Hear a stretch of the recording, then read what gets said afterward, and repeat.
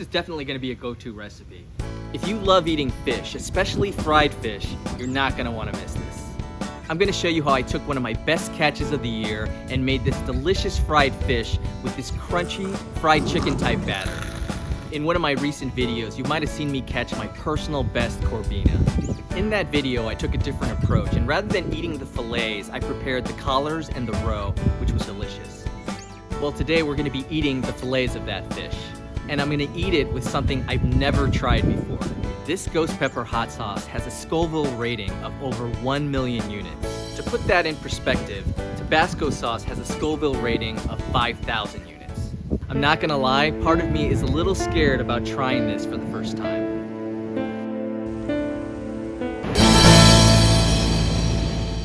You know, sometimes filleting a fish can be really relaxing and satisfying, especially if it's a good-sized fish like this one. I mean, don't get me wrong, it could definitely feel like a chore, especially if you've been fishing all day and you've come back with a bunch of fish.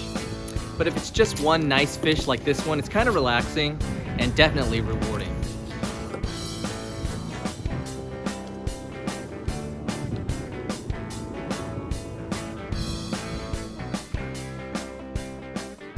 So now I'm gonna combine milk and lemon to create a buttermilk-like mixture.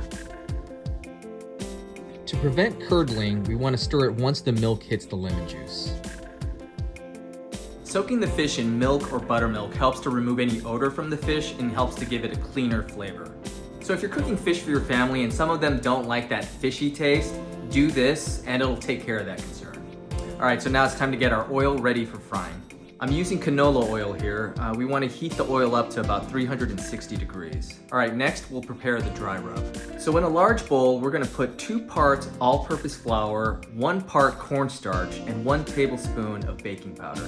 Into that, we're gonna add salt, paprika, black pepper, white pepper, ginger, thyme, garlic, and give it a good mix. Now before we start dredging our fish, we're first gonna put a couple of droplets of water in the dry mix. This is gonna help create those small clumps that stick together and become really crispy when it's all fried up. So now we're gonna take our fish and roll it around the dry rub, making sure to coat every little part. And then we're gonna shake off the excess flour. And we're gonna repeat the process for the rest of the fillets. Now, if this were chicken or a more substantial piece of fish, I'd normally do a double dip at this point where I'd put it back in the batter, roll it around the dry mix again, and create a thicker crust. But because we're using relatively thin fillets here, I only want to do it once because I don't want each bite to be predominantly batter. All right, now it's time to fry our fish up.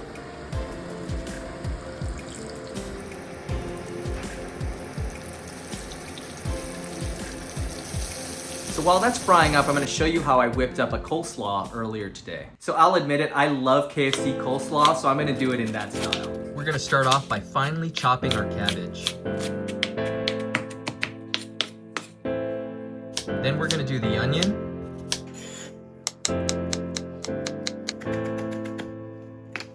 And finally, some carrot.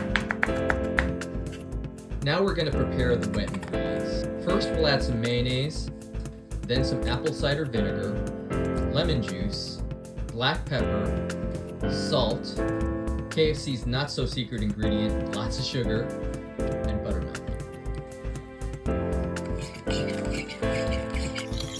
Mix that well and then add our cabbage, carrot, onion, and mix again.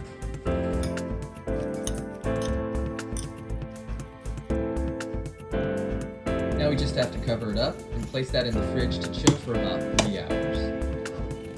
All right, let's get back to our fish. So that's looking good. Just gonna turn the fish over.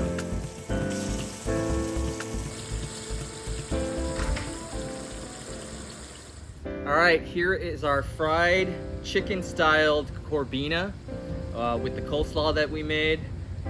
It's pretty good.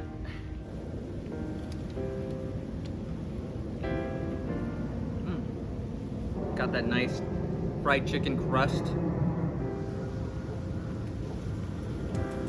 I love tangy, sweet coleslaw like this. It's such a good contrast to the fish. And it makes you want to eat more, basically.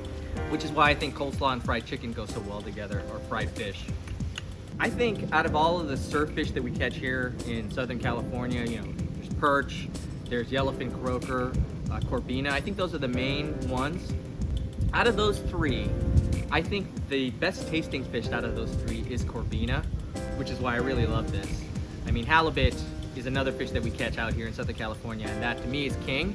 But second to halibut is corbina. All right, so I did the sensible thing and I ate the fish without this hot sauce that we're gonna try right now. It's this ghost pepper hot sauce. This sauce has a Scoville rating of over 1 million. To put that into context, Tabasco sauce has a Scoville rating of 5,000. So I've never tried this sauce before. I've waited for this video to try it, and it might be a stupid thing, but we're gonna do it right now.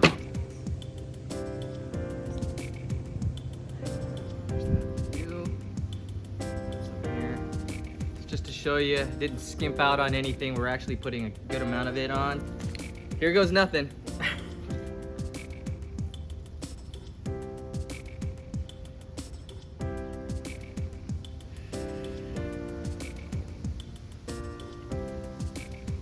It's not as bad as I thought it was. I like this burn actually. I have Thai genes, right? So I'm predisposed to like spice. It's definitely burning, but it's a good burn. Some coleslaw to kind of cool things down. I'm actually gonna put on a little bit more because I kind of like it. There we go.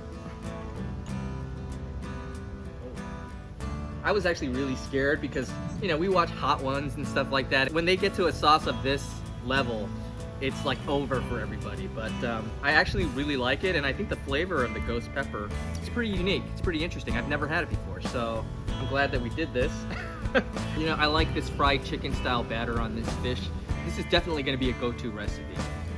All right, guys, thank you for joining us for another Catch and Cook. This is a fun one. Please remember to like and subscribe, and we'll see you on the next one.